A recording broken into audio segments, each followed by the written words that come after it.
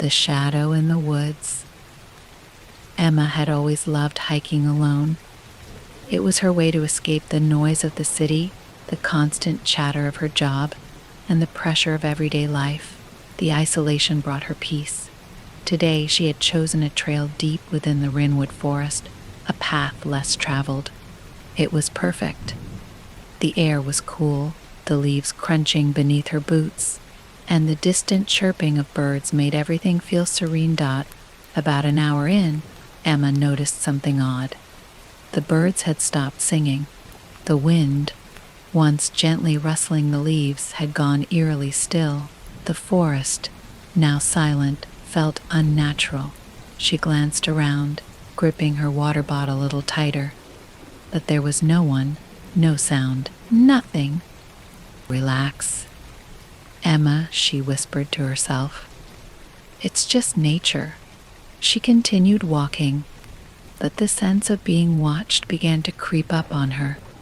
It felt like the trees were closing in, their branches stretching out like skeletal hands. She shook off the feeling, though a nervous tingle remained in her spine. Up ahead, Emma saw the old wooden bridge she had read about online.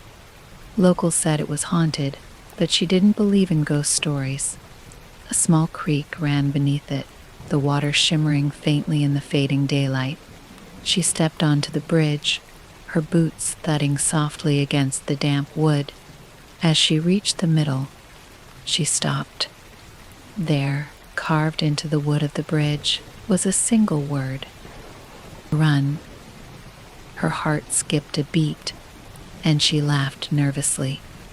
Teenagers, she muttered, trying to brush off the feeling of unease. But then she heard it footsteps, slow, deliberate, coming from the forest behind her.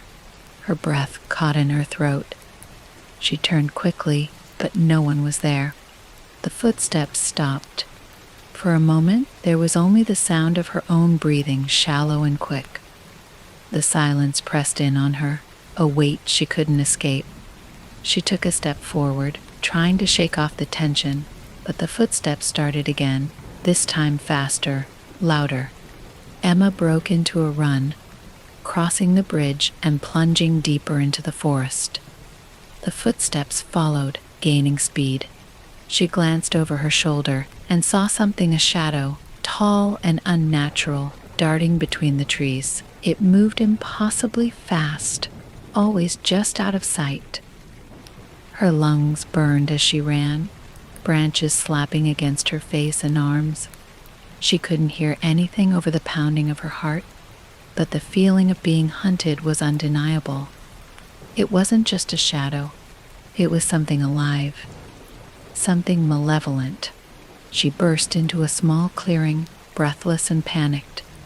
For a moment, the sunlight filtering through the trees gave her a sliver of hope.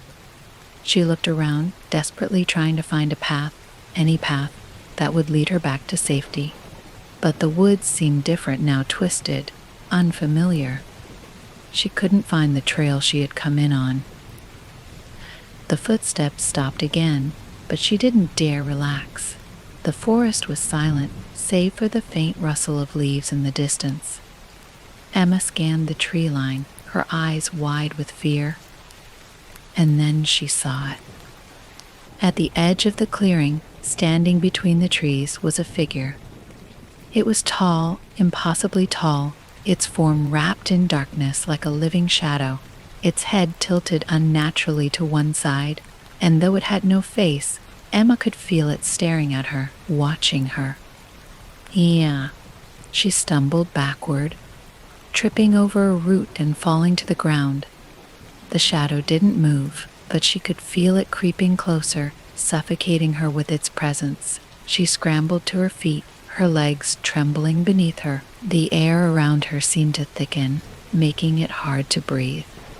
Emma turned and ran, her body screaming in exhaustion, but she didn't care. She had to get away. She couldn't let it catch her. The trees seemed to blur around her as she sprinted, her vision narrowing as adrenaline pumped through her veins. Ahead, she saw something, a cabin, hidden deep in the woods. It looked old, abandoned, but it was her only hope. She threw herself at the door, pounding on it desperately. "Please, help me," she screamed, but there was no answer. She tried the handle, and to her surprise, the door creaked open. She stumbled inside, slamming the door behind her and locking it. The cabin was dark, lit only by the fading daylight seeping through the cracks in the walls. It smelled of damp wood and decay, but it was better than being outside. Emma pressed her ear to the door, listening. For a moment there was nothing. Then, slowly, the footsteps returned. They were right outside the door, slow, purposeful. The shadow had followed her.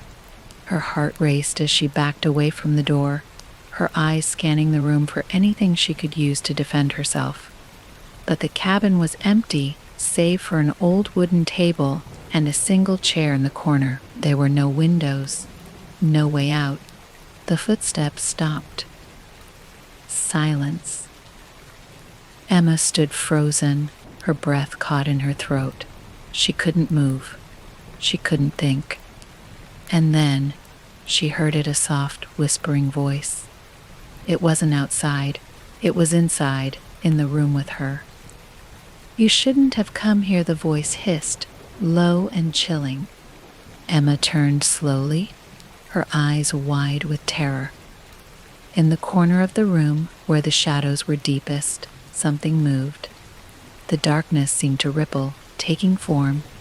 The shadow was inside the cabin now, its presence overwhelming. She backed away, but there was nowhere to go. The whispering grew louder, more insistent, filling her mind with words she couldn't understand. Her vision blurred as the room seemed to spin around her. She stumbled, clutching her head, trying to block out the noise, but it was inside her now, crawling through her thoughts, consuming her. And then, everything went black. When Emma woke, the forest was silent again.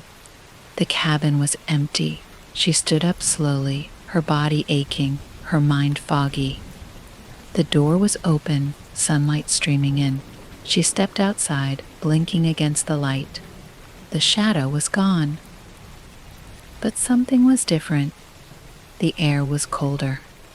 The trees seemed darker, more twisted, and when she looked down at her hands, she realized with a jolt of horror they weren't hers. The skin was pale, almost translucent, and her fingers were long, unnaturally long. She tried to scream, but no sound came out. She turned and ran back into the woods, the sense of being watched stronger than ever. But now, it wasn't the shadow following her. She was the shadow.